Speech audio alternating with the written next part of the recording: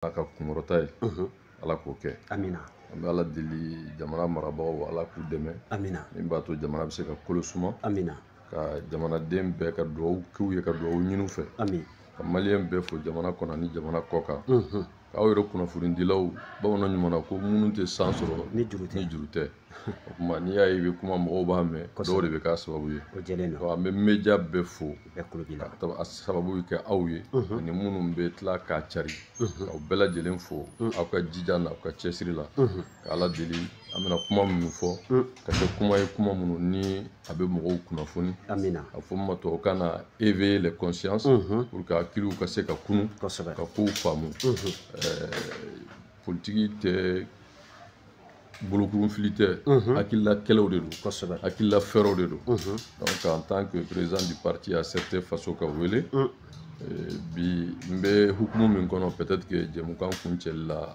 an b'o ka conclusion ye o de ye d'être plus positif parce que ko o ko il faut savoir évoluer wagati dɔw kɛra an tun bɛ ka fanga lafasa wagati dɔw kɛra an ye gɛlɛya sɔrɔ wagati min n'an b'a kɔnɔ bi o y'an yɛrɛ ka faamuya la malgré les difficultés bi fanga kan ka dɛmɛ dɔw bɛna fɔ a b'a fɛ ka taa min tugun nka ni ala sɔnna an bɛna walalu ko la parce que on n'est pas 10 pour rien voilà le distributeur non mais ni ye disi taga yɔrɔ dɔn a bɛ bi dɔn wa ayiwa an bɛ bi sigi an b'a nu don ni mun ye o bɛ tali kɛ jamana kunkanko la a jirala k'a fɔ anw ni irisi jamana ni ɲɔgɔn cɛ bolodi ɲɔgɔnma la société kura o délégation bisimilara jamana ɲɛmaa fɛ k'u bɛna wulikajɔ kɛ ka se ka usine dɔw bila sen kan mun bɛ an ka dugujukɔrɔfɛnw bamayɛlɛma sanu a n'a ɲɔgɔnna caman i y'o kibaruya sɔrɔ cogo di bon fɛn o fɛn n'a bɛ se ka kɛ sababu ye ka baara di jamanadenw ma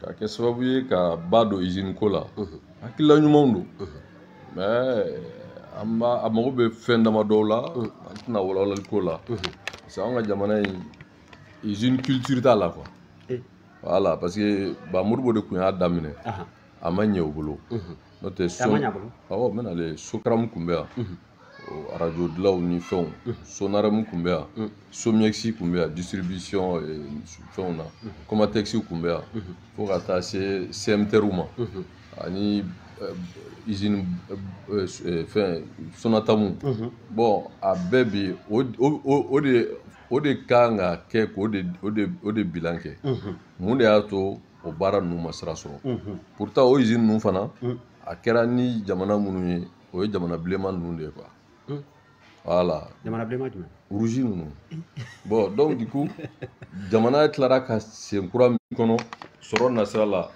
jago formel ni informel 90% a bɛɛ de minɛ jagokɛlaw de bɛna n'a ye k'a feere a bɛɛ bɔ kɔfɛ bon usine dun bɛ jago concurrence de c'est pour cela bon tuma dɔw la anw bɛ décision dɔw ta c'est politique mais a pertinence économique i bɛ taa sɔrɔ an ma a sen kosɛbɛ quoi parce que n bɛna misaliya d'i ma n'i ko Mali ka se a yɛrɛ kɔrɔ sukaro dunni na yɔrɔ sokala min filɛ n'o b'a fɔ Siribala o tɛ usine sukaro dilanyɔrɔ ye mais n bɛ fama tuma min comme je n'ai pas les derniers statistiques le fait que je suis pas dans les affaires de l'État 30 à 40% n'a ka production maximum a bɛ se ka jamana ta ni min ye ni mɔgɔw b'a san o y'o de ye bon a tɔ bɛ taa bɔ kɔfɛ ka na e m'a ye ni sunkalo sera exonération bɛ di commerçant baw ma o ka na ni sukaro ye pour que a prix kana yɛlɛ o b'a jira k'a fɔ sukaro min bɛ anw bɛ min k'an ka jamana kɔnɔ o tɛ bɔli kɛ tuma dɔ la fana qualité fana b'a la donc n'i y'o bɛɛ ta k'a fara ɲɔgɔn kan n'i ko k'i bɛna ni sukaro ko Mali ka se ka misala de don quoi Mali ka sukaro ka dan yan dɔrɔn maliyɛnw yɛrɛ bɛ sukaro min don a ka produit Mali la ɲimikalaw ka yɛlɛma ka kɛ sukaro ye donc o kɔrɔ ye de minnu bɛna ni sukaro ye jamana kɔnɔ ngara bɛ da u ɲɛ voilà bon il faut faire un choix est-ce qu'on labɛnnen don o kama bon donc c'est à dire que o de y'a to soit on fait une politique d'industrialisation alors ni m'o kɛ n'i nana dɔrɔn ka na dɔrɔn a daminɛ na dɔrɔn k'i b'a kɛ politique sira fɛ parce que a ni alikama ka di Bon, Alkamatiki Kadi, je vais dire. Bon, Akikuma Numando, Amala Deli Alaka Kehere, voilà, Alaka Kehere, parce que Jamana Magote bi critique Bala, on a autant Malakama qui l'a fait. D'accord. Mais président, est-ce que ni yɔrɔ mun ɲɛfɔ tan e bolo bi o anglais la solution ɲuman ye jumɛn ye bi? Bon, solution est mieux, bah dans ma plan quinquennal de développement, ou même Malaw. Ouais, quinquennal et sans deux, misala de dit quoi. Bon, bara do be boloda dans 10 ans, nga la ñini ni. Donc progressivement, dobeta dobena parce que ba déterminer bi izini mena daele domaine mina. Munu be privé la nu be kana aminan la o be bara di mogo joli ma mogo joli be fin soro la ni nana izini créer izini be mogo joli ta ni o concurrence kera a contradiction e juma do de ato nya fi ngo politique décision tuma do la ani économie teta quoi parce que l'économie libérale ani économie dirigée jamana ki dado économie soro nasra la bon tuma dɔw la a ka gɛlɛn quoi parce que on a vécu l'expérience voilà an y'a expérience ye jamana kɔnɔ tuma dɔw la jamana marabaga fɔlɔ n'o ye Modibo Keyita ye u tun b'a fɛ ka jamana fɛn secteur bɛɛ a bɛɛ tun bɛ taa bolo bon gɛlɛya minnu nana y'a la Musa nalen Musa a libéralisé Musa Traoré il a libéralisé l'économie jagokɛlaw ye baaraw kɛ u ye fɛn sɔrɔ malien milliardaire cɛ n tɛ Modibo tile la milliardaire tun tɛ i bɛ taa minɛn san Somexi la. An bɛ tɛgɛrɛ fɔ ni Modibo mun non ne tɛ Ala ka hinɛ su la. Amina. An ka ɲininkali wɛrɛ kɛ. Président n'an bɔr'o la jamana gɛlɛyaw olu kɔnɔna na kɛrɛnkɛrɛnnenya kalanko sira fɛ jamana ɲɛmaa fana ye maa dɔw bisimila mun bɛ tali kɛ amicale des anciens militants de l'Union nationale des élèves et étudiants du Mali n'o ye AMSINEM ye u bisimilara minisiri mun ale ɲɛsinnen bɛ kalanko ma fo ka taa se sanfɛ kalan ma olu fana tun b'a kɛnɛ kan kuma caman fɔra a kɛnɛ kan école ko gɛlɛya la a laɲinina ko a ye mun ni ale cira hali n'a ma sigi fɛn wɛrɛ ka bila nɔ na mun bɛ écoledenw ka hakɛ o ɲini ka d'u ma i b'o ye cogo di? Bon, les anciens étudiants de l'école ou bien minnu kɛra étudiant kɔrɔ o de tɛ AMSINEM ni yan t'a fɛ a tɔgɔ yɛrɛ mɛn yɛrɛ parce que non parce que il faut que an ka kuma dɔw fɔ ɲɔgɔn ye quoi. An ka fɔ. Jamana kɔnɔ bɛɛ n'i jɔyɔrɔ don aw ko aw ye jamana ekɔliden kɔrɔw ye ekɔli cira aw sigilen bɛ yan kɛlɛ wulila AM ni ekɔli marabagaw cɛ aw ma se k'aw da don a la o wagati fo sisan o cira kasow bɔra la ko wɛrɛw bɔra la je ne défends pas l'AM mais l'AM a vécu l'AM ye syndicat de a bɛ sigi tuma min jamana ka yamaruya don ni gɛlɛya nana jamana marabagaw fana nana u y'a ci kun min kama u y'a justifier mais aw kun bɛ aw ye mun kɛ c'est-à-dire ka tugu fanga kɔ dɔrɔn ten quoi o de ye jamana in curo mais o de don u ka taa yen bi mun don non n'an bɛ sa communication de sa an bɛ nin dɔn sa c'est-à-dire que mɔgɔ ils doivent être dans la logique de société civile puisque u ye école kalan kɛ ka tɛmɛ ils ont créé cette amicale là olu ka baara kan ka kɛ mun ye olu yɛrɛ ancien u ye école joli jɔ u bɛ ka baara jumɛn kɛ pour que école minnu tiɲɛna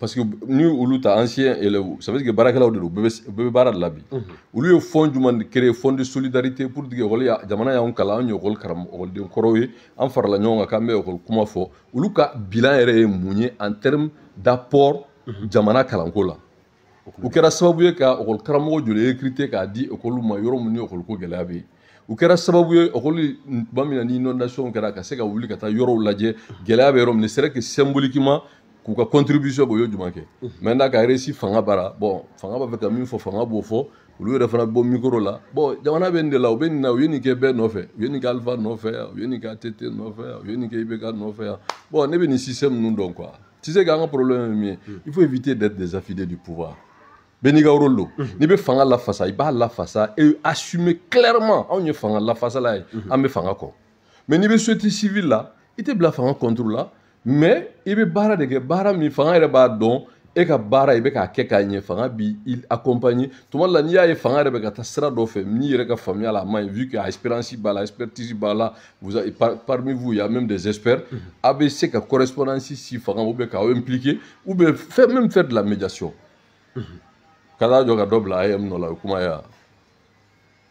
AM de la restructurer d'accord mais a cira aw ɲɛna yan k'a disu aw ɲɛna yan aw ye mun kɛ besew kun bɛ ta aw sera ka mun bɔ a la gabakurun kun bɛ fili kojugu bɛɛ kun bɛ kɛ an fi ninnu na aw sera ka mun bɔ a la maintenant les autorités de transition ont mis fait à ça on les a salués mais k'a ye ko yɛrɛ ban pewu moi je pense que j'ai des réserves par rapport à ça donc hadamaden fanga dɛmɛ tɛ ko min dɔrɔn i bɛ kɛ c'est à dire que n t'a dɔn n b'a fɛ cogo min quoi bon kuma ka ɲi voilà n'i ye sira kura ta i b'i tɔ to kuma la quoi ala ka hɛrɛ ka n'u ye. Donc ça veut dire que n'an y'a inscrit ka logique kɔnɔna na n'u ka rencontre a tɛna na ni solution pérenne ye. Non c'est de communication voilà u bɛ taa image dɔ président b'a fɛ ka min fɔ président b'o fɔ nous saluons le leadership du président Assimi Goïta mais olu yɛrɛ kɔni mais ils apportent quoi parce que bɛɛ b'i ka rôle de la o ni ne y'a dɔn i bɛ se ka na ne bɛ communiquer la mais communiquer la kɛ c'est tout sinon olu yɛrɛ ye mun kɛ. Ayiwa voilà est ce que n'i ye jamanadenw ɲininka u b'u dɔn mɔgɔ t'u dɔn maintenant n bɛ mɔgɔ damadɔ f'i ye olu ka domaine na n'i y'u tɔgɔ fɔ bɛɛ b'u dɔn dɔwɛrɛ tɛ o parce que u tilara u y'a ɲɛ o ballon ta domaine na Salif Keita ala ka ɲi ala ka yafa a ma jɔn tɛ Salif dɔn a ye ballon ta diɲɛ kɔnɔ bɛɛ y'a dɔn a ye ballon ta Afrique kɔnɔ a nana ballon ta Mali la o dɔrɔn tɛ CSKA tɛ nin yan a y'a su a tɛ ka jamana nafa o tellement de a ka baara tɛ yan alors ça c'est Salif Keita Salif dɔnkilidala a ye politique ko la ni ne ta tɛ hakilila kelen na mais Salif ballon tanna o Salif dɔnkilidala o u ye dɔnkili da u ka dɔnkili kɔfɛ hali u su jamana b'a dɔn k'a fɔ u ye ko kɛ jamana u ka domaine de la ɔ jagokɛlaba minnu bɛ jamana kɔnɔ min bɛ balo la min tɛ balo la bɛɛ t'u dɔn u bɛ ka min kɛ u bɛ ka usine jɔ u bɛ ka building jɔ u bɛ ka baara di mɔgɔw ma n t'a fɛ ka dɔ tɔgɔ fɔ ka dɔ to o t'o domaine ya n'i taara fɔ min ma l'art de culture Cheikh Umar Sissoco que tu l'aimes ou pas c'est un grand cinéaste a ye Mali kunnawolo FESPA ko la a ye Mali kunnawolo fan bɛɛ en tant que cinéaste ɔ n'o o taara k'a bɛ taa cinéma ko kuma fɔ jamana kɔnɔ bi président bara mɔgɔ bɛ se k'a sɔsɔ wa a ka domaine tɛ yan a ma prouvé ya bon ninnu yɛrɛ ka tɔn yɛrɛ ne ta haya tɔgɔ dɔn k'a tɔgɔ Amsinem bon Malien yɛrɛ b'u dɔn non ni tɛ kuma sɛbɛ kuma an ka taa yɔrɔ wɛrɛ. D'accord an bɛ segin ka foli ni tanuni di aw ma k'aw ladɔnniya k'a fɔ aw sɔgɔlen don le coup la aw sɔgɔlen don Joliba TV la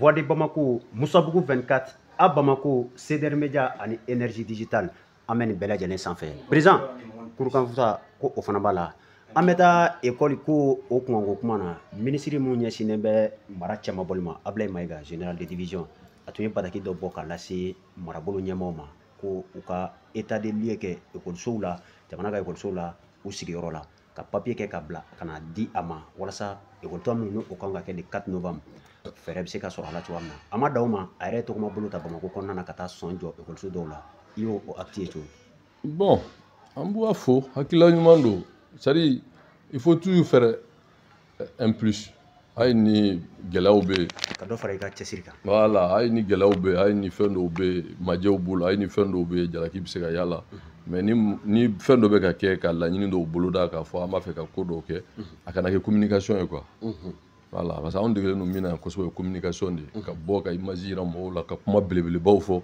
ka sɔrɔ baara belebeleba t'a kɔrɔ a kana k'o ye quoi hali n'i tɛ se ka fɛn bɛɛ kɛ min bɛ se ka kɛ o kɛ min ka gɛlɛya bɛ yen i b'o fɔ ka sɔrɔ ka jamanadenw labɛn u ka u jija pour que a bɛ se ka tɛmɛ gɛlɛya la mais a kana kɛ dɔrɔn ka mɔgɔw hakili gosi après ni communication banna dɔrɔn bɛɛ bɛ t'i ci la bon an ka b'o kɔnɔ quoi o de y'a to jamana dɔ bɛ yen ale président n'a ye dossier d'i ma a tɛ komi a dir'i ma dɔrɔn ko i bɛna tubabukan fɔ o tɛ dɛ suivi évaluation o de b'i n'a cɛ a fɔ min ma c'est à dire que déjeuner de travail nin dossier dir'i ma a kan ka exécuter 6 mois an bɛ kalo 2 la i bɛ yɔrɔ jumɛn i b'a ɲɛfɔ techniquement n'a y'a sɔrɔ fɛn dɔw bɛ gɛlɛya b'a la politiquement ko blocage t'i ka niveau ye i donne des instructions parce que ni président kumana ka fɔ nin ka kɛ a kan ka kɛ de quoi bon non n bɛ logique min na bi n y'a f'i ye labɛnnen don n k'u ka recruter n t'a dɔn n'u bɛna n ta parce que moi je suis un vrai 10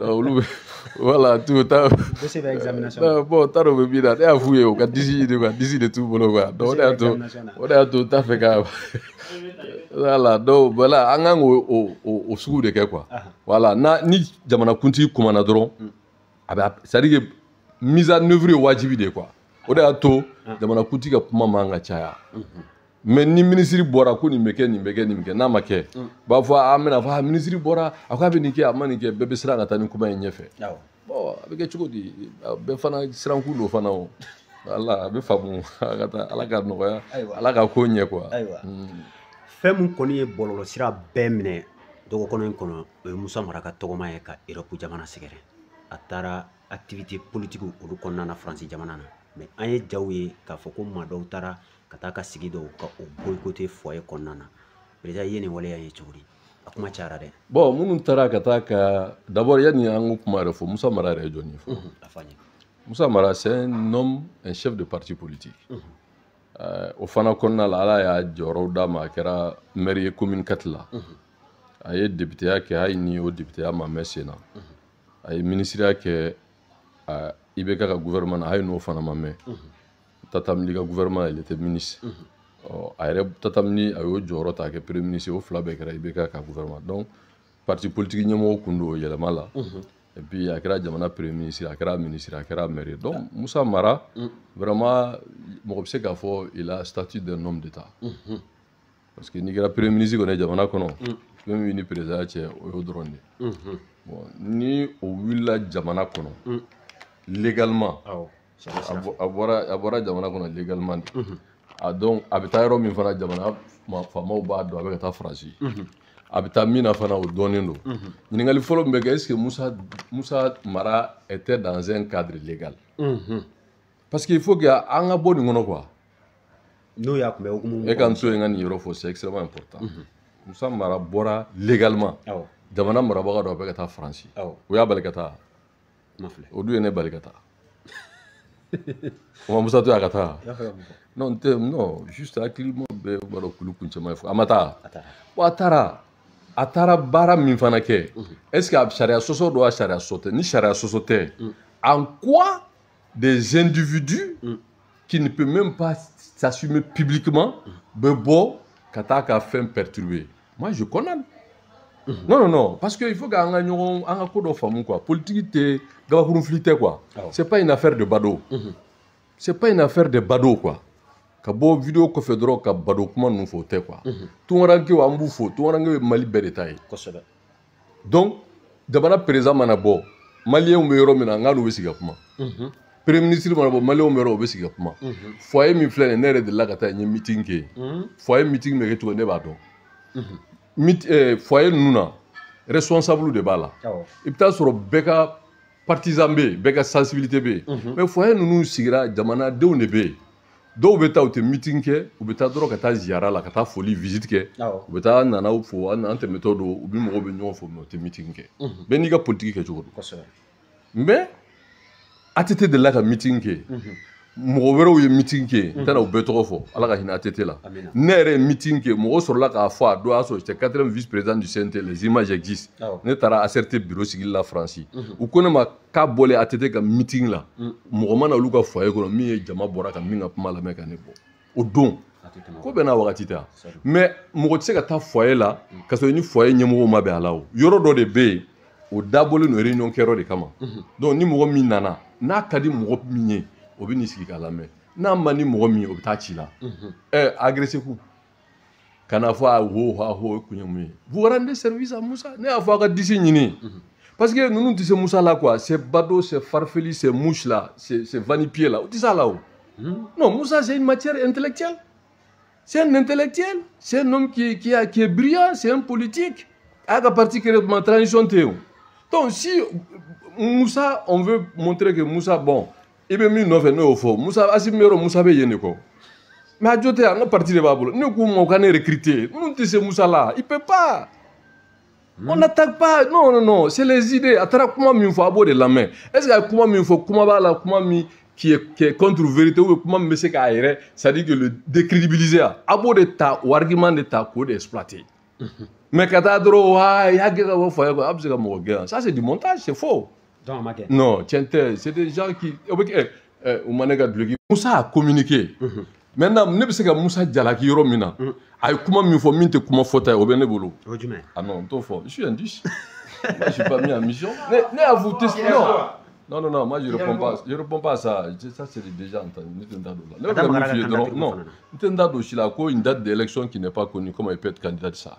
C'est-à-dire que Musa ye kuma dɔw fɔ kuma kelen min bɛ Musa ka kuma la o dɔrɔn ye Musa ka meeting bɛɛ tiɲɛ. Musa ko k'u bɛ ka Kidal fɔ comme je profite pour saluer le leadership d'Assimi Goïta, l'imperturbable président Assimi Goïta, qui même s'il avait été maréchal, c'est pas scandaleux. a ko Kidal ko ni Kidal population bɛɛ fara ɲɔgɔn kan ko lafiya b'u ka ca n'a ye ko Kidal est région bɛɛ. Ce n'est pas au-delà de 60 000. Voilà, c'est pas le nombre des habitants de Kidal. Ce Kidal fait partie du Mali. Récupérer le Kidal, c'est récupérer le Mali. Et ne ko ko te mɔgɔ, c'est-à-dire mɔgɔ 65 000 personnes bon. Mais donc quelle est ta logique? Ça veut dire que au nombre de Ronkama, même si à Massé Nimbela quoi, 1 cm² du territoire, Maliens Bekanga Djo, s'il le faut au prix de leur vie pour récupérer ça. C'est là où Moussa a fauté. Mais il y a des vanipiers, des bonariens, des badauds qui vont s'attaquer à dire que les politiques. Politique, c'est les idées. Moussa est trop intellectuel. Moussa, c'est ce qu'il fait. Il sait ce qu'il dit. Je l'ai dit de recruter un vrai 10. Nous mettons transition quoi. Regardez, Johnny Ebi qui peut sortir, qui a l'ossature de défendre le président, comme la manière Moussa est en train de tout faire pour essayer, c'est-à-dire que de réduire le mérite du président. Parce que Moussa ne s'attaque pas. Moussa avait la place d'Assimi. Si on acceptait qu'il y a la constitution, il y a des élections, lui, le chef de parti politique. Donc, c'est de bonne guerre. Maintenant, il s'agit maintenant de défendre le bilan d'Assimi. Il s'agit de défendre maintenant pourquoi soutenir Assimi. Pourquoi Assimi a fait ce choix stratégique d'abord de libérer le Mali. Avant toute chose. Il faut opposer. Non, c'est un message. Il faut opposer. C'est-à-dire qu'Assimi est baraminké. Quand faut jamana teke batemesrai. Ambe fait beke pour que jamana kake jamana deun sagoye. Ala takofe. Aya damne ni bara folom yesko nyena o manya. Les forces onisiennes en yere tungo nga manya. Mais wati e tien dama. Ka ministre genga boy ka barkan genga ka franci genga boy ka jamana mara kalfa jamana deuma anga police na nga gendarme na nga gardu anyere ka anyere lakana. Est-ce que oyo nobo o manobo? Bon, face à ça, est-ce qu'aujourd'hui il y a un homme politique qui peut contester ça? Bon, ni Mouotara politique, comment faire la politique barala? C'est son rôle. Abaka barala, tanga ma charia soso. Maintenant, natara comment faut comment mikier de contre-vérité ou bien comment mikier de nature liée à lui décrédibiliser. Abo comment de tako de expliquer. Ne arapma bella mené ou parce que moi ce sont ces extraits que j'ai écoutés. Départ goko kidal ni kidal befra ko la faire position à ta donner ndabo kuma la quoi. Bon Moussa via bido are kunyande. Non, o te faut. C'est-à-dire qu'il y a un amour. Il y a un amour qui est là. Ni jamana surasi bewula gendarme gardi bewula jamana dem bewula ko fo ka ke Mali doye wuli kume. On ne fait pas une comparaison de nombre de populations. C'est le principe que le Mali est un et indivisible. C'est le principe que l'armée doit être sur l'ensemble du territoire. C'est le principe que l'administration doit être partout. C'est le principe que c'est les Maliens qui sont aux commandes et c'est les Maliens qui décident. Et c'est le principe qu'on parle maintenant d'un Mali, on ne parle plus de l'Azawad ou du Mali, mais tous les Maliens, y compris les Kidalois, nous sommes tous des Maliens. On sait qu'à renforcer Tchogo Djoumana, on sait qu'à sabati Tchogo Djoumana, Madja Djoumambola, Amsoko de la Tchogo Djoumana, fait un peu magnon. Mais ce genre de communication, c'est là où moi j'ai vu que voilà, Aïbido est arrêté pour y aller. Si là on peut agresser, moi je connais ça, il m'a agressé. Il faut des esprits brillants face à lui. Ni vanipier, ni les mouches là, et là, ils sont trop légers pour Moussa. Moussa veut nous piétiner parce que nous, ce n'est pas des matières. Donc en politique, il faut opposer des matières à des matières. Voilà, donc Nebolo, vraiment, on lui fait un faux procès. Non, on lui fait un vrai faux procès. Et puis d'ailleurs, et puis les gars, c'est-à-dire que Tori aba uchukodi bubu chuku Tori Tori bubu chuku kibita bla maro nemala ata fe kore kala et ben il est là abaka politique yalla ya tu akaka yalla ke parce que de toute façon c'est pas la France qui va élire le président malien, c'est les Maliens qui vont élire le président malien. Où est le problème? Malien munumbe ubutaku non. Donc, ni mwomye jamanye mwa ni tara mwa fo ki ka kila fo. Ibi ka kela. Maintenant, atara kila mfo de be lame. Non lamena, ni nyumambala, barabe ni nyumantala, o de be déconstruit. a to a taara ka meeting a yɛrɛ ka wuli ka taa meeting kɛ minnu bɛ Assimi la fasa u bɛ président kɔ fana ka bɔ ka taa bon Assimi ye nin de kɛ a ye nin de kɛ a b'a fɛ ka nin de kɛ wa ni président sigi bɛna kɛ nin de y'an ka laɲini ye baara kan ka kɛ n'o de ye o mais ka taa dɔrɔn k'a fɔ k'a bɛ taa cɛ ka meeting perturber k'a fɔ ko a bɛ n'aw sigi yan nɔ minnu bɛ yan ni minnu bɛ yan fɛ u bɛ nin ni manamana k'a fɔ e ye mɔgɔ jumɛn bɔlen ko ɲɛ bɛ malo mɔgɔ min ma ko mɔgɔba don k'o bɔra ka kuma k'a fɔ k'anw de ko meeting tɛ kɛ yan i bɛ vidéo flou de ye dɔrɔn ah u y'a gɛn u y'a non politique bɔ politique mɔgɔ bɛ taa i kaso la gɛnni man dɔgɔ kɔrɔ ne yɛrɛ kun tɛ CNT 80 o man baliya o man bila kaso la mais aujourd'hui je suis dans des dispositifs de dire que si le président veut je vais l'aider mais on m'en wele o voilà donc parce que d'ici tout bolo quoi ɲininkali bɛ yen ɲininkali bɛ yen mais Isaka Ojime i bɛ ka présentation caman Musa Konate énergie digitale Kurukan Fuga Monde Plus alors i bɛ ka ɲininkali kɛ k'a fɔ ko e ye disi ye caman bɛ k'a jira k'a fɔ ko Isaka Ojime corona de sisan ko kɔngɔ k'o de bɛ Isaka Ojime k'o de kama k'a bɛ ka retour an bɛ ka internautes ka commentaire i bɛ mun sɔrɔ k'a fɔ olu ye. Non, je ne réponds pas. Je respecte tout le monde. Je suis un homme politique. Moi, je vais élever le niveau du débat. Ok, président, an b'i fo Diao Sidibé Musa Bugu 24 an ye Musa Mara ye TV5 sanfɛla la o y'a ɲininka Assimi Goïta ni a frère Darmu tɔw ka jarako la a ye kumakan min fɔ a seginna kan k'a fɔ ko timing ko o ma ye ko n'i y'a ta k'a lajɛ ko jamana bɛ gɛlɛya la yala i bɛ se ka mun fɔ o ko la. Oui, mais ce que Moussa a dit, il a raison. Ne yɛrɛ y'o fɔ mais an ka yetaw tɛ kelen quoi. Ne ko ni Assimi kɛra maréchal ye il y a pas scandale. Il le mérite.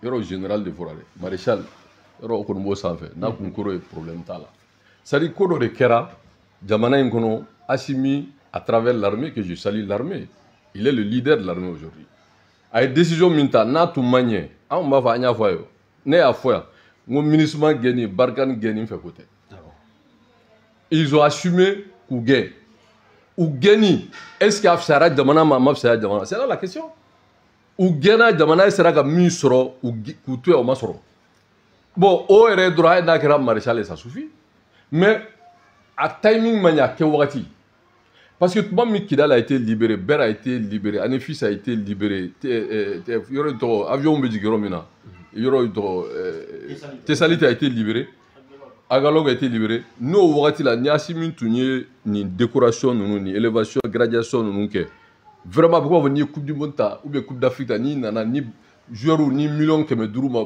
50 ma a bɛ bɛn bɛɛ ma mais n'o o wagati tɛmɛna bien que o ye coupe d'Afrique ta n'o o joueur équipe kelen wulila misaliya de don quoi k'u bɛ taa ballon ta o dɛsɛra ka qualifier a y'a ye premier tour la n'i nana o wagati la k'i bɛ prime d'u ma est ce que mɔgɔw b'a faamu wa bon an bɛ bi an bɛ dibi la kuran tigɛlen don sira tɛ jamana kɔnɔ école ko bɛ gɛlɛya la denmisɛnninw tɛ baara la bon o gɛlɛya bɛ jamana kɔrɔ wagati min na n'olu ka garadi u ye nin baaraba min kɛ n'o nana kɛ o wagati la l'opinion ne peut pas comprendre c'est pour ça que Assimi n'a pas de 10 parce que en politique l'opinion ça compte olu ye sɔrɔsi u b'a sɔrɔsiya kɛ olu b'a ye ka u ye baara min kɛ a mérité mais o tɛ problème ye tiɲɛ don il le mérite mais le timing n'est pas bon et Moussa s'est communiqué il a profité de ça k'a essayé nafa min bɛ ko in na k'o de datugu maintenant c'est de bonnes guerres Assimi ka mɔgɔw de ɲini des vrais politiques qui peuvent défendre le mérite parce que o bɛ ka mérite de dogo ka gɛlɛya da kɛnɛ kan k'a fɔ bon effectivement gɛlɛya bɛ yen o tiɲɛ de ye o an kana ɲɔgɔn musala o la quoi au même moment les Maliens savent que le terrain de vie de l'État n'a pas diminué au même moment mɔgɔw sigilen don k'u bɛ Assimi ko dɔrɔmɛ tɛ b'u sara la mɔgɔw b'a la k'u bɛ na ni kɔgɔji ye alors que y a rien à faire mɔgɔw sigilen don ko ni terrain binna ko n'o ɲininka k'a bɛ kulu sanfɛ olu bɛ se ka Assimi défendre bon c'est-à-dire en politique ce n'est pas des salariés qui peuvent vous défendre. Il faut avoir des esprits brillants, des hommes indépendants, des fortes personnalités, des gens qui ont la matière de faire une véritable, c'est-à-dire plateforme de coalition qui soutient le président. Maintenant, des mouches, vidéomans, des farfelus, des vanipiers, vous m'excusez l'expression, vous devez substituer des hommes valeureux, des hommes de qualité, des femmes qui ont la matière, koulou ici, koulou datou, kana aussi qui droit ou be kalontige, bebaro, be kalontige, la be mo fan, be mo ban, be kalonda mo la. C'est pas avec ça qu'on défend le pouvoir. Le pouvoir, c'est que ça là, ça peut pas porter un effet. Donc, ni Moussa ni faut, à Tarafomi, à Tarafo TV5. Mais il sait, parce que quand il parle sur TV5, c'est toute l'Afrique, pas seulement l'Afrique, le monde entier qui l'entend. Mais en retour, quel est le 10 du camp du président? qui a cette capacité aussi de demander un droit de réponse. Avec Eteneo, pour parler le mérite de ces gradations. Mais au bout de droit, ah non, non, non, Francis Kachidendo, avec Francisco, Francis Modendo, avec Aketo, vous m'excusez l'expression, mais qui n'a pas été Francis ici? Ne to là-haut. Francis, ça veut dire quoi? On dit que tu as un voyant. Ne vol taranta tu as un kala. Francis Ward était là. Hein? Et Canal de Francis là. Ça veut dire qu'il faut sortir de ça, quoi. Voilà. Benika sensibilité, Benika famille. Mais maintenant, en politique, il faut gagner. Il y a mérite, il y a bilan de défense. Et il faut travailler pour que l'opinion puisse comprendre et adhérer. Parce que la communication est ciblée. Parce qu'il y a deux types de communication. Il y a la communication institutionnelle, c'est ce qu'il fait. Et il y a la communication culturelle. Dans les deux cas, Assimi a besoin de 10. Parce que vous ne pouvez pas Assimi comme vous l'avez dit. Hein? Vraiment, je ne veux pas tenir certains propos. Vous l'avez dit. Qui est présentable, qui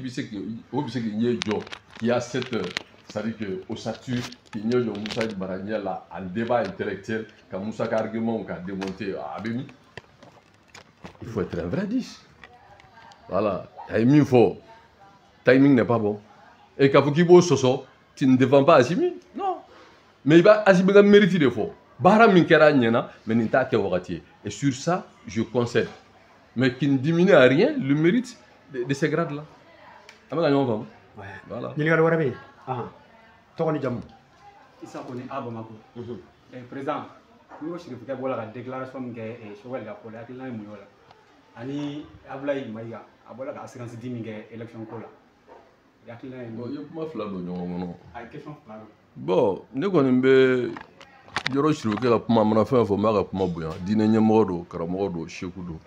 j'ai pas de commentaire à faire sur ça. Parce que beaucoup de gens politique là, quand dîner tout là, bon dîner benena. C'est comme dîner te munu nambu jalakide, mais ne dîner moye. Donc ni dîner nyemo kumana, mbu gasisi ou kapuma kono.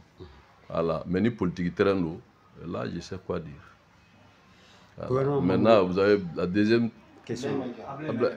Ablaï, le ministre de l'administration territoriale. Oui, ministre d'État, porte-parole du gouvernement. Excusez-moi de cocher ces grades. Bon, Ablaï Maïga est un homme très brillant. Intellectuellement, il a du bagage. On a donné l'assurance que les élections se feront. Les élections se feront forcément. Maintenant, timing code de Beladier, et puis ensuite, cette fois-ci, il ne faut pas qu'il y ait des ratés. Voilà, parce qu'après 5 ans, il n'y a plus d'excuses. Maintenant, il faut qu'Assimi renforce sa légitimité. Bon, d'accord, je vais faire un effort. C'est-à-dire, l'élection est au Diagoué, quoi. Bon, je suis ministre de l'administration de Makalanino, Makiliou Waraledo, avait fait une fois à Bakalama. Bon, n'a pas de l'élection beke. Élection beke, à la takofe, au Diagoué. Sanduru kofe, comment va être ka fo? Sanduru kofe, il m'a dit que fond fait que, kraboke, tu sais quoi? Maintenant, ce qui est fond fait que Sanduru kono, hay nous malaba on obéit. Sanduru kono béa do sur la zone nous se gagne dans la cana. Abseka geladi, mais non yera. Mais en a tiré fo nyoye, mine jamana joli et soros sera il faut aller aux élections. Notre moyenté. Bon, à Magdamine, comment te décemment, et décès de Niafem Indamine. Voilà, donc, au cas où une élection qui era, primature, nyemo, yoro, n'est pas fait avec comment former à fonction kodo. Bon, voilà, il faut qu'on sorte des cours d'histoire politique, quoi. Voilà. Qu'on sorte des cours d'histoire politique. D'abord, je Premier ministre de l'Abi, même si je suis Kunti ka barake. D'abord, Kunti ka l'année où il bi. Tout le monde ministre d'État be boka fo ko élection la be on ngake. Allez ba la kale be na bo ko ka comment il faut comment il a dit en français là. Projet de l'avenir. Bon, avenir. On m'a dit que présent gérer ba fa ba avenir ko comment faut tout. Premier ministre m'a dit que présent gérer. On va avenir ko comment je m'en va. On pas vivre de paroles. Jamana min kono kurante. Jamana min kono demsunu te barala. Jamana min kono srate. Jamana min be investisseur te jamana min kono. Jamana min kono besigile no ka ko sidime ke chukodi. E be l'avenir faut que c'est quand on gère le présent on parle de l'avenir. Hay ni ma me ko la le passé, le présent et le futur. Passé est mine temena. Oyuluga bila présent est John Tai. Oh, chef de gouvernement, ni me fait voir nos forêts que tu aussi kalama. Ben avenir ko kuma fa onye. Bon, ne ko nte jigala quoi. Wala ne te jigala. Chere la ne te jigala la de. Non, ne te jigala wallahi. Non, mais non, il veut me faire. Non, ne te jigala wallahi te jigala. Non. Non, Akai. Non, moi j'ai pas envie de me retrouver avec cybercriminalité Akai. Ne te jigala wallahi. C'est bon, vraiment, on me doit de que président gagnera beaucoup. Quelqu'un qui n'a pas pu solutionner le président vous parle de la famille. Président jamana gela a famba do fana ye terrain ko ye. An ye wagati laban in na. Terrain sugu jumɛn ballontan terrain wa ou bien terrain min bɛ boli. Terrain min bɛ boli araye sanfɛ. Ɲininkali tɛ a mɔgɔ b'a jɛ datugu wa ballontan terrain bɛ terrain min bɛ boli. Minisiri Madinɛ a ye tɔgɔma kɛ ka taa ɲɛ da k'i ye tiɲɛni kɛ araye mun na Kayi mara la bon in ye to kɔnɔna na. A ka tɔgɔma ye maa bɛ se ka jigi sigi. I b'a dɔn ale mɔgɔ tɛ se ka fɛn fɔ ale ma. A sɛbɛyɔrɔ ka girin. N'o tɛ non ale sɛbɛyɔrɔ ka girin. M'a ye bɛɛ bɛ munumunu mɔgɔ tɛ se ka fɛn fɔ ale ma. Si bɛɛ. Jamana ko tɛ de. Cɛ jamana ko fana ko bamananw ko to ka fɛn yɔrɔ min bamananw ka kuma tɛ yan. O y'a fɔcogo wɛrɛ. Fɔcogo wɛrɛ fana b'a taa fɔ n ye dɔ in fana bɛ yen o yɔrɔ mɔgɔ tɛn'o fɔ Kulubali bɛ yen cybercriminalité bɛ yen o kana fɔ ko injure publique c'est à dire que n bɛ min f'i ye ale ka girin quoi n'o tɛ nin kuma in ministre de énergie bɔra an ye hɛrɛ da o kan mais ale ta in ka ca wari ka ca o ta ye jɔnni sera ka kuma kuma i si bɛɛ dɔ ma bɔ CNT la ko ne ye ɲininkali kɛ k'u b'a fɔ ko a kuma bɛ Kuluba ko bon ko décret de olu sigi e b'a fɛ ne ka mun fɔ décret tɛ ne min bolo e hakili to yɛrɛ la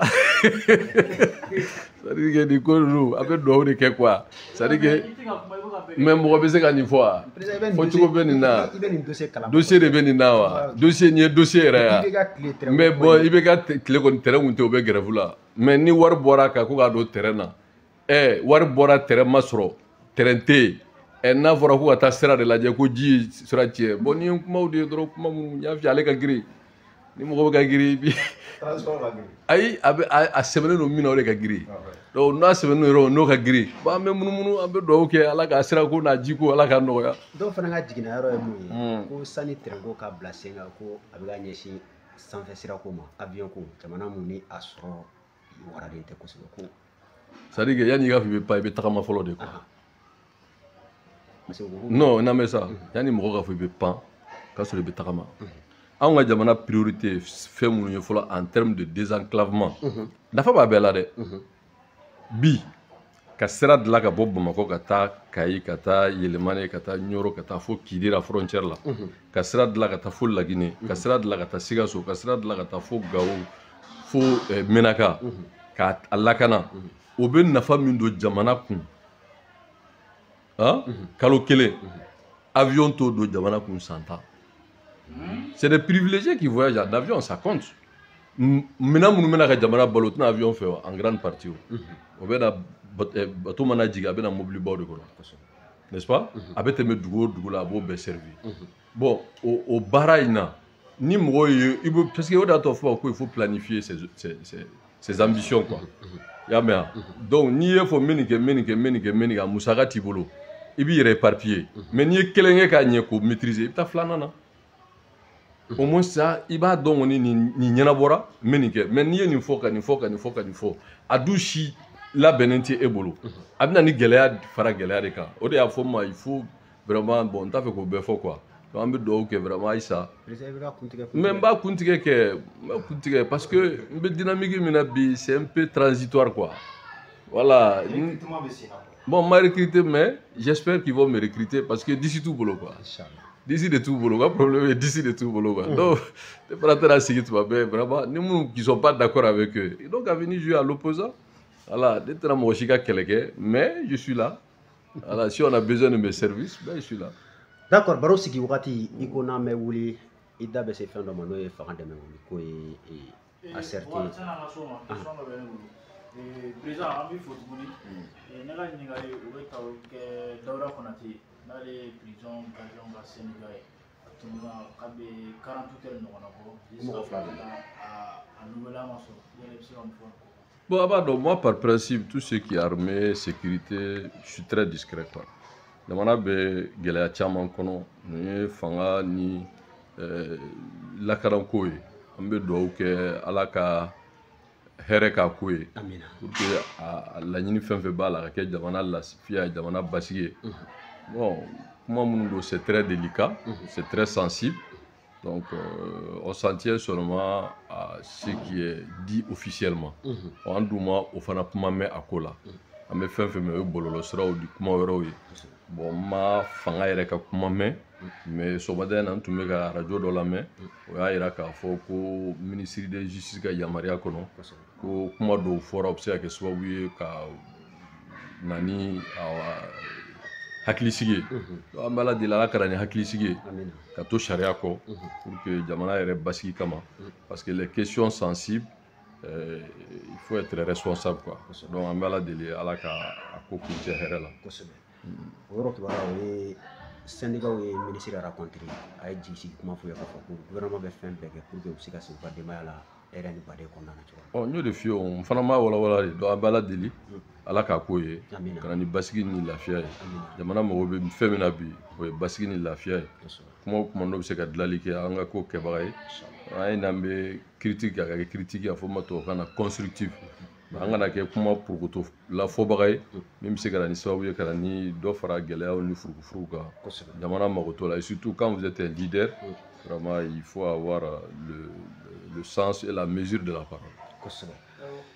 N b'a fɛ k'o kɛ Garabali situation an y'a ye k'a fɔ k'a fɔra ko ka wuli ka taa ayiwa fɛn min bɛ tali kɛ Kati Garabali la ko 50 hectares mais a yira k'a fɔ ko o min fɔra et puis disposition min fɔra k'a fɔ ko olu bɛ sur place olu si ma sɔrɔ. Maaw wulila an y'a ye k'a fɔ sans fil ta o ni ayiwa ɲamana ni fɛn ninnu olu kun man ka wuli u ma sɔn n ka hakili la négociation fɛnɛ i bɛ se ka mun sɔrɔ k'a fɔ an ɲɛna Garabali ko in na lafiya b'u kɔni ta y'olu la ni jɛɲɔgɔn.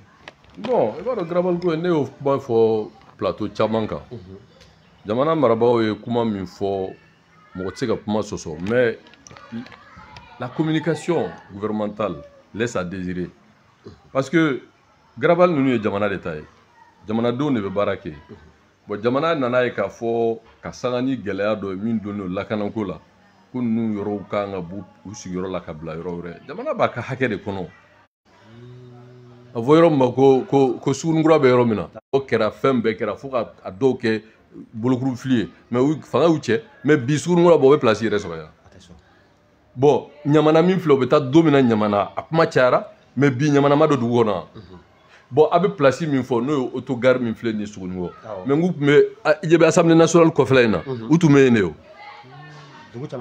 assemblée nationale yɛrɛ côté dɔ in yan fɛ yen de tun ye Bamakɔ gare ye fɛn place ye bɛɛ tun bɛ taa yen n'i bɛ taa Segu i bɛ taa Mopti i bɛ taa bɛɛ tun bɛ taa yen mais u bilara ka taa don min Sugunikɔ mɔgɔ caman banna ka taa mais bi Sugunikɔ bi a bɛ cogo di a ma kɛ dugu camancɛ yan donc l'urbanisme fana projet anw ka projection ninnu bon n t'a fɛ ka i bɛ pas da don kuma la i ka ni jugu caya quoi c'est à dire que non kumaw de man ɲi jamana la ni jamana bɛ jɔ fɛn dɔw bɛ jɔ i b'a sɔrɔ c'est prévu pour 30 ans 40 ans mais anw bɛ fɛnw jɔ an b'a dɔn san 5 a bɛ kurun ka da lahala dɔw kan an b'a kɛ dɔrɔn parce que dɔw b'a kɔnɔ quoi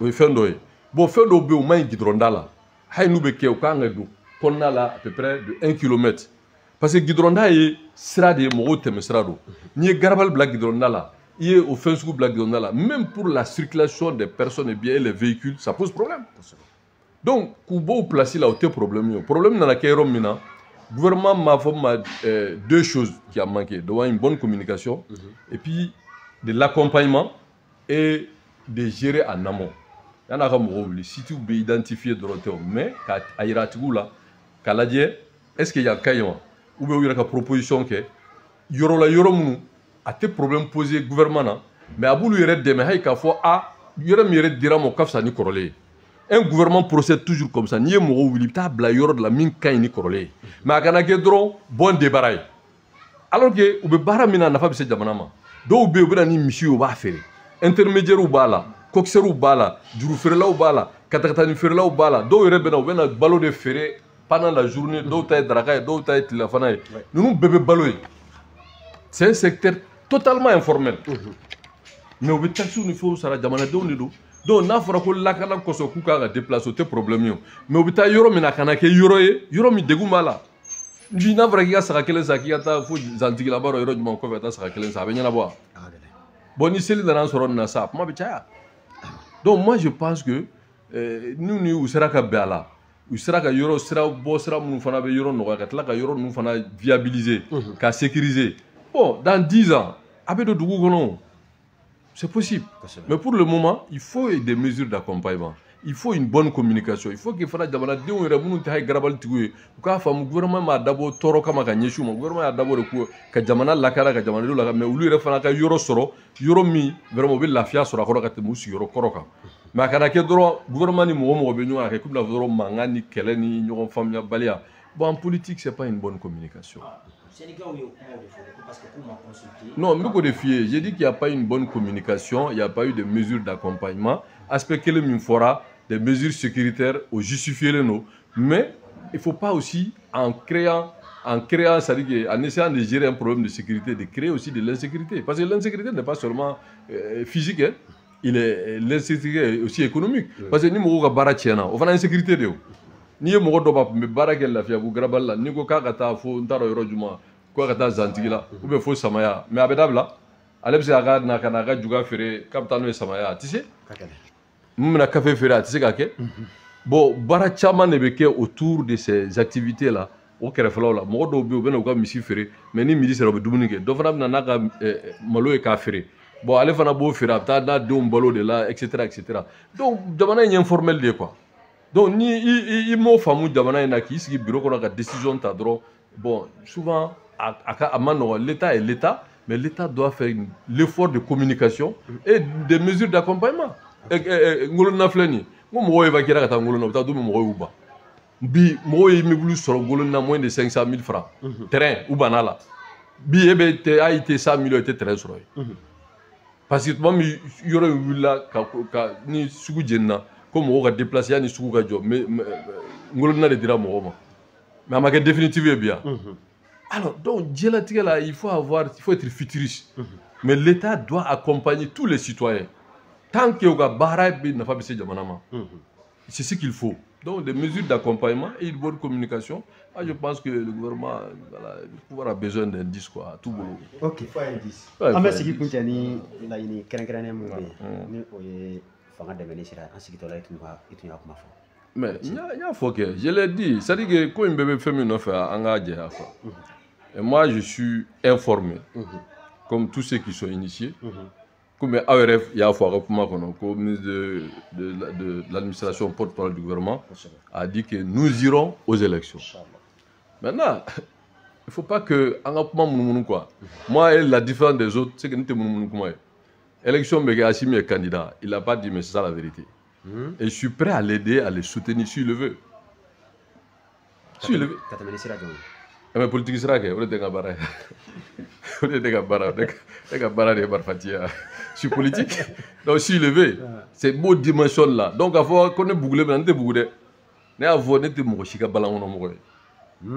Moi, je suis prêt à l'aider à ce qu'il soit présent dans la République. Mais j'attends. Mieux de fort. Donc mon regard mais au-delà, je suis dans cette phase. Et moi, j'ai pas été trop. Ma habitat, j'ai pas été trop. Voilà, il y a un quoi. Parce que Mbolobi, pourquoi je veux qu'Assimi soit le président de la République? Pour 3 raisons. Mais à la fois, il était vice-président. Ce n'était pas une position opportuniste. Ça m'a bon, parce qu'on ne joue pas dans les mêmes cours quoi. Voilà, c'est tout le daté quoi. Mais Assimi, quand je disais qu'il est imperturbable et patriote, qu'il doit être le président de la République, il n'était même pas président de transition. Il était deuxième vice. Voilà, il était vice-président. Donc, n'est pas opportuniste. Je lui dis qu'il est patriote, il est imperturbable et il mérite d'être le président de la République. Bon, il faut dominer. Il y a charti ko kuma fo ngo charti on a sebe ngo qur'an hayate bibliothèque ya fo mbo fo domina kuma be forama mfani na mbani na yo ngad lugi fora yembo on m'a donc moi on peut pas me dire que c'est une position opportuniste. Apprenant du recul, deuxième raison qui fait que Mbassimi Ndeme, s'il le veut bien sûr, tuma min na u wulila k'u bɛ MINUSMA kɛ u bɛ barika mais non n ko c'est pas une bonne chose ko jamana bɛɛ ni lahala min na an tɛ se an yɛrɛ kɔrɔ gɛlɛya b'an da la ça va détruire tellement d'activités n ko non mais MINUSMA taara Barkhane taara force oxygène bɛɛ taara soyons honnêtes bɛɛ b'a dɔn min bɛ Assimi ko la min tɛ Assimi ko la même les plus sceptiques tout le monde reconnaît que force oxygène taalen o de fisara Mali ma yan'u ka taa Ber tun bɛ bolo la Kidal bɛ bolo la Anefis bɛ bolo la Burem bɛ bolo la Tessaliti bɛ bolo la sans compter Taoudeni nin bɛɛ libéré la yɔrɔ kelen min bɛ yen bi Ala k'an dɛmɛ k'o fana libéré n'o ye Tizawatani est-ce que on peut contester que le leadership d'Assimi à la tête de l'armée malienne a été un succès, oui ou non? Ça a été un succès. Deuxième raison. Songeroma. Sabana est mieux. Assimi n'a pas une force politique aujourd'hui capable de défendre son bilan. À tableau.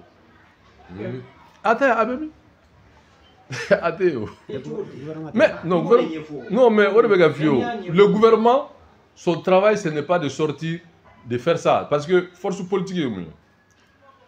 Force politique et de politique, moi, je politique barado, qu'ils acceptent pleinement et publiquement d'assumer l'héritage politique de Assimi et de se mettre ensemble pour dire que nous voulons qu'Assimi soit président et voilà les raisons.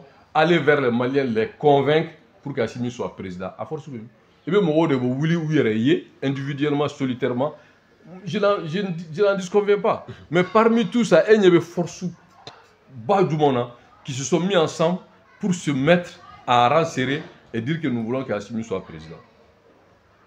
Ça n'existe pas. Donc il faut travailler, je ne vais pas être prétentieux de dire que c'est moi, il faut travailler de telle sorte qu'il y ait une véritable plateforme politique pour soutenir, pas qu'Assimi soit candidat, pour qu'Assimi gagne les élections. Parce qu'il soit candidat au théâtre, je le respecte. Qu'il soit président, donc il faut charti ni ango kuma dabla. Constitution est botira pour charti ma. Donc ne bolo en claro là quoi. On veut de Kedron vraiment qu'Assimi soit président. Donc pour me résumer, voilà mes trois raisons. Un, je l'ai dit bien avant qu'il soit même président de transition, il doit être le président de transition parce qu'il est imperturbable et patriote. Je pense que Malien est son nom. Deuxièmement, ce qu'il a pu faire en 4 ans, en moins de 4 ans, qu'on n'avait pas pu réaliser en 20 ans. Libérer le Mali des mains des forces origènes. Ça, c'est la deuxième chose qui est un acquis. Troisième chose, ça, c'est l'handicap. Aujourd'hui, Assimi n'a pas une force politique ou des forces politiques qui assument publiquement et pleinement, entièrement, qu'Assimi soit le président, démocratiquement élu. Parce que pourquoi Assimi, s'il est le président démocratiquement élu, avec une ouverture, on va aller à des législatives.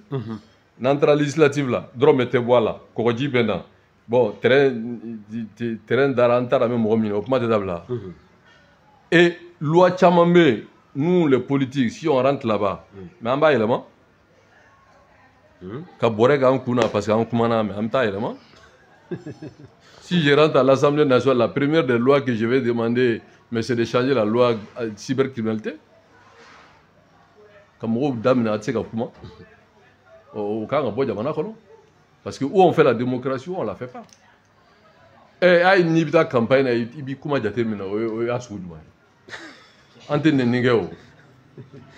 voilà.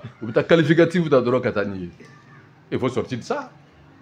Voilà. Bon, donc, le bébé qui est dans la politique, maintenant, la politique sera sur. Donc, il faut avoir l'intelligence et la flexibilité d'être subtil mais intelligent. Donc, moi, je pense que Assimi a tout prouvé étant militaire. Mais sur le plan politique, c'est de là aussi cette deuxième phase qu'il faut l'accompagner. Parce que la transition n'est pas facile. Donc, voilà les trois raisons. Mais j'ai dit que si on me demande. Au club là. Voilà. On a une fait.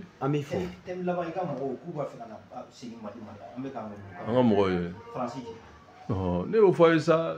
Mali ni Francis, c'est bon Mali c'est bon Francis. On doit de là même qui va faire des cours d'histoire politique là. Mais il a comment encore là, moi que le Mali et la France c'est comme deux vieux couples, voilà, qui peuvent se bagarrer mais qui vont jamais se séparer. Donc, France ni Mali, c'est le dessin qui nous lie. Voilà. Alaka Mali kisi. Aïe, Alaka France ni Mali ben pour que jamana nous gatanye.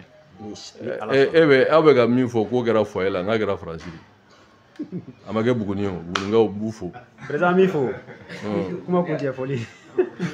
An bɛ Maliyɛn bɛɛ fo ka dugawu kɛ bɛɛ ye ka Ala deli Ala ka jamana basigi.